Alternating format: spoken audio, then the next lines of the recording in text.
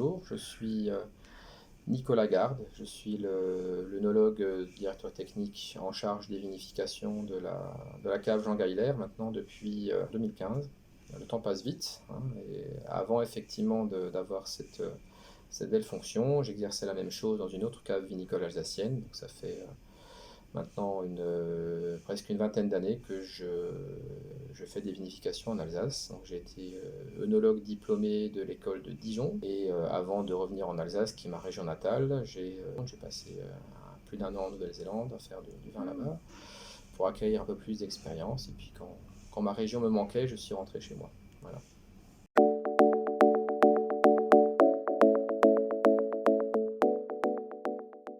Alors les missions en tant qu'œnologue sont bien sûr la première, c'est de transformer tout le raisin que apportent tous les adhérents de la cave en fait, et c'est surtout aussi de faire en sorte que ce vin correspond d'une part aux standards qualité de la cave, également aussi aux critères de typicité que nous avons ici dans les terroirs, et bien sûr d'exprimer au mieux, je dirais, un résultat qui doit être satisfaisant pour tout le monde. D'une part pour notre clientèle et d'autre part aussi par rapport à une continuité dans la manière de travailler de nos vins. Mais bien sûr, il y a une autre mission qui est très importante aussi en tant qu'œnologue, c'est un rôle assez central dans l'entreprise, hein. Je suis la courroie de transmission un petit peu entre nos administrateurs et nos actionnaires, hein, donc l'ensemble des adhérents qui sont copropriétaires de cette entreprise, c'est de faire en sorte justement d'être en lien avec eux, de connaître aussi la spécificité de leur terroir, de leur raisin, et de pouvoir exprimer cela au mieux derrière. Il y a une fonction aussi de direction technique, c'est-à-dire qui est alors, il y a bien sûr une équipe très très large et des gens très compétents derrière qui sont avec moi, qui est de faire en sorte aussi que on puisse faire toutes les bouteilles qu'on doit produire toute l'année et de répondre au mieux aux besoins commerciaux. C'est un travail d'équipe évidemment. Je suis moi tout seul aujourd'hui. En tant qu'œnologue, je m'occupe évidemment vraiment tout seul pour la partie vin avec là aussi une équipe en cave qui est très performante. Mais bien sûr pour la partie production et élaboration des bouteilles, c'est toute une équipe qui est très très très à l'aise dans son travail et qui fait au mieux pour qu'on puisse répondre à tout, ce qui n'est pas toujours facile.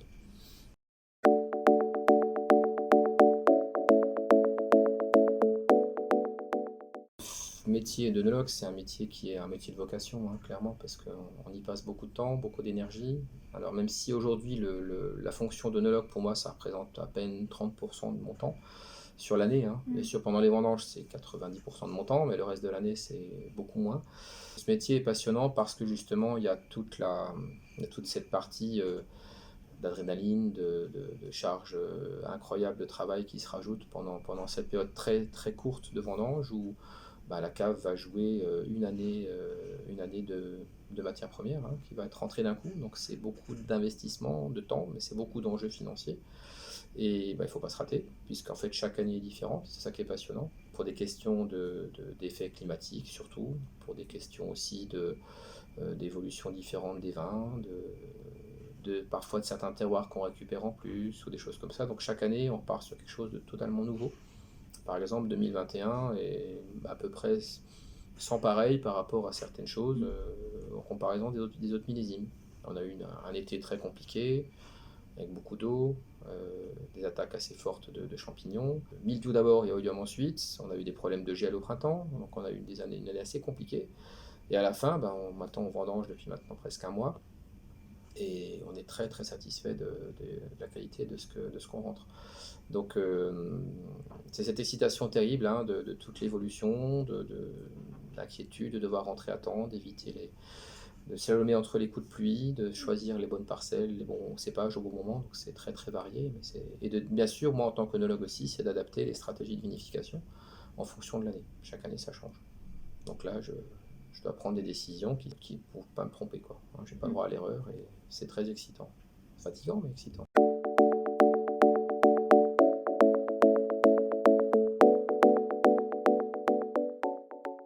Alors, les corps de métier avec lesquels on travaille en tant qu'œnologue, hein, on va rester sur la casquette œnologue, c'est essentiellement d'autres œnologues, c'est-à-dire des laboratoires conseils qui sont situés en Alsace et même parfois en dehors de l'Alsace, et qui vont nous apporter une expertise, surtout un regard. En fait, c'est parce que quand vous êtes en charge d'une cave comme la nôtre, on est focalisé sur bon, 500 hectares, c'est beaucoup, mais on est focalisé sur ce qui se passe dans notre environnement direct. Et en fait, moi, j'ai pas mal d'œillères quand je fais ça, et j'ai besoin d'avoir un regard extérieur par justement les œnologues conseils qui vont nous aider, qui eux auront un regard régional. Donc ils vont me dire, voilà, les tendances de vinification pour les Gewürz, c'est plutôt comme ça, pour les Riesling, attention, il faut prévoir ça ou ça. Donc voilà, je travaille étroitement avec les deux laboratoires principaux qu'il y a en Alsace aujourd'hui, et qui me conseillent de manière assez éclairée et efficace, hein. C'est des gens qui sont en place depuis longtemps, qui ont un très beau recul. Et aujourd'hui, j'ai besoin d'eux. Parce que quand vous êtes seul, forcément, il y a des décisions que vous devez prendre qui sont assez faciles à prendre, mais il y en a d'autres pour lesquelles vous avez besoin d'un peu plus de recul. Et celui-là, je ne l'ai pas forcément.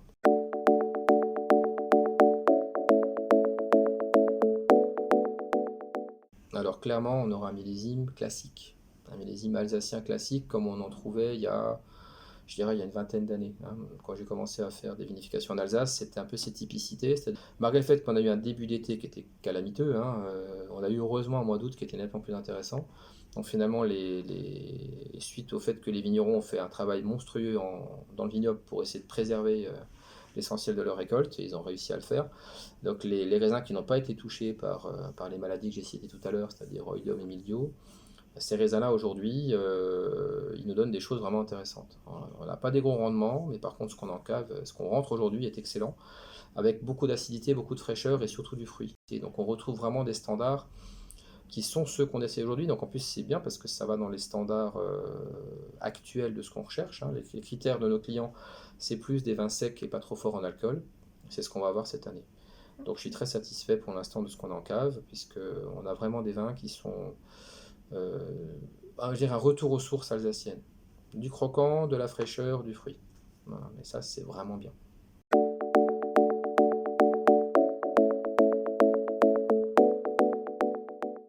Alors, je vais répondre sur deux volets. Dans une dégustation, on va rester sur l'Alsace parce que j'aurais pas la prétention de pouvoir donner des infos, enfin, ou donner un avis trop personnel sur des vins qui ne sont pas alsaciens, même si évidemment en tant qu'œnologue je goûte des vins du monde entier, parce que c'est ma passion. Mais malgré tout, effectivement, si on va sur l'Alsace simplement, un bon vin, c'est d'abord un vin pour lequel j'ai du plaisir à le boire, comme tout le monde.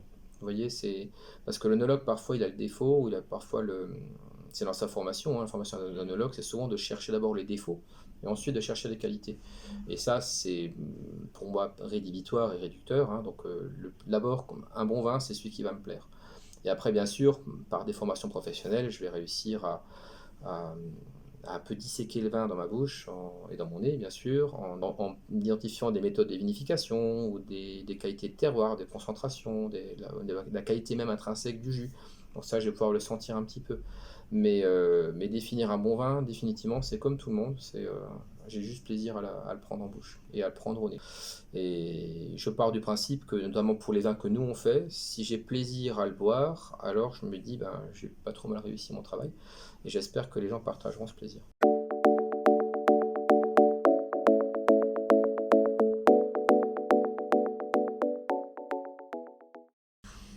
Alors ça, c'est une excellente question. Et c'est ça qui me plaît beaucoup ici, parce que j'étais dans une cave qui était située plus dans la région de Ribeauvillé. C'est là que j'habite, hein, parce que c'est mon lieu d'adoption depuis une vingtaine d'années maintenant. Et on est sur des typicités totalement différentes, hein. Sur le coin de Ribeauvillé, c'est des vins et des sols calcaires beaucoup plus froids.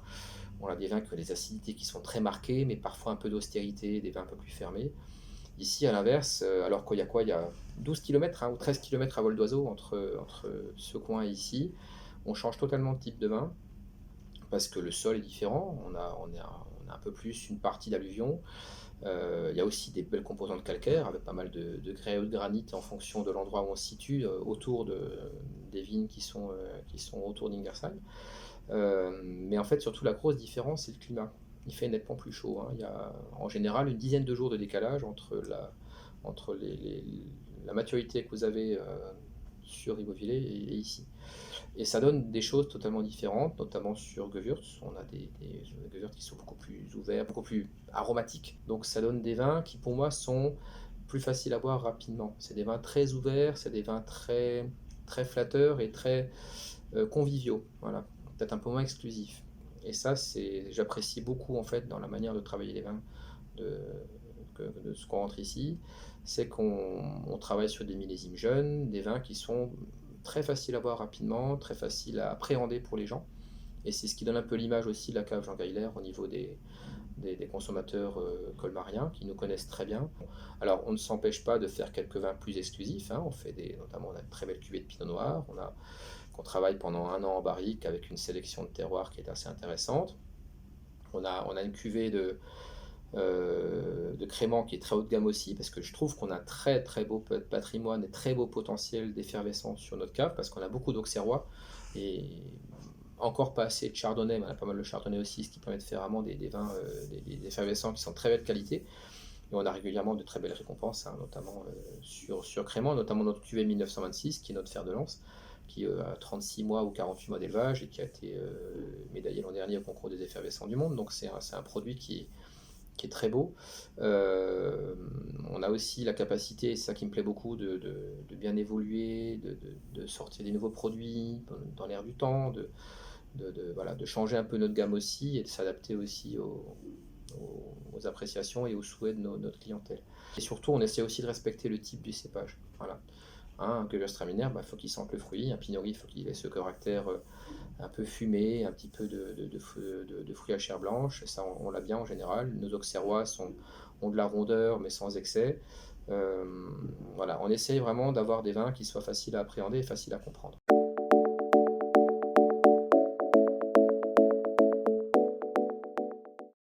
Alors l'impact du changement climatique, il est palpable, hein, c'est évident. Il est même assez flagrant, notamment ici, puisque vous êtes dans la zone la plus chaude d'Alsace.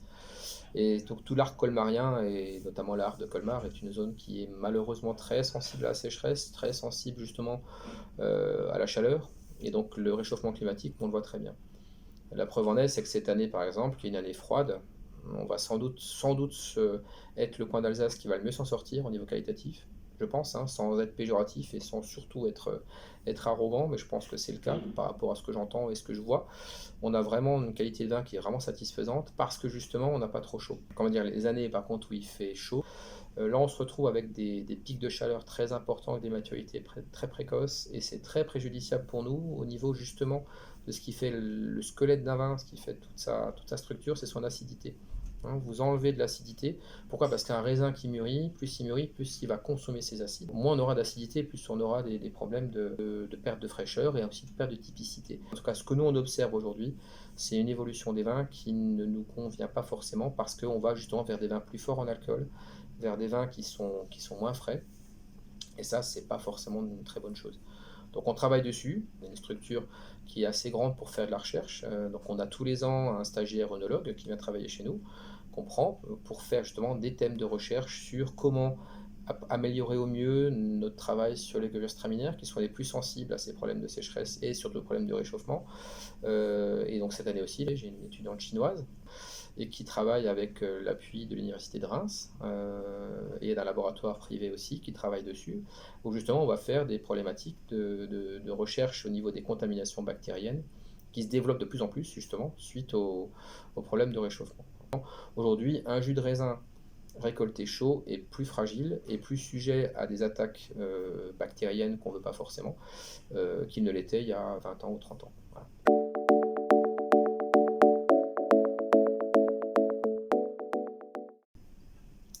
Alors, mon vin préféré, bah, déjà je vais rester alsacien hein, parce que j'ai des gens comme j'aime beaucoup le vin et que je goûte des vins déjà de toute la France et du monde entier parce que je suis notamment très italophile donc j'aime beaucoup les vins italiens qui sont merveilleux.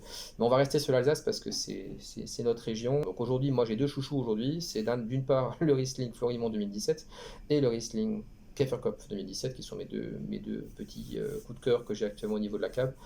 Et ces deux vins aujourd'hui, moi je les boirai avec quoi? Bah, je les boirai avec des beaux poissons, franchement, avec un filet de sole par exemple, un filet de sole au beurre, tout simplement, avec quelques petites patates à côté. Bah, vous prenez ça, c'est exceptionnel parce que vous avez l'acidité avec un petit filet de jus de citron sur le poisson. Vous prenez ça, l'acidité du Riesling va relever complètement la fraîcheur du poisson et c'est juste un accord exceptionnel. Mais typiquement, on a la chance en Alsace d'avoir des cépages fantastiques, une région fantastique. On doit juste continuer à travailler pour promouvoir et faire exceller ces terroirs qui sont hors normes. Et c'est pour ça que ces deux terroirs que je viens de citer, pour moi, en font partie.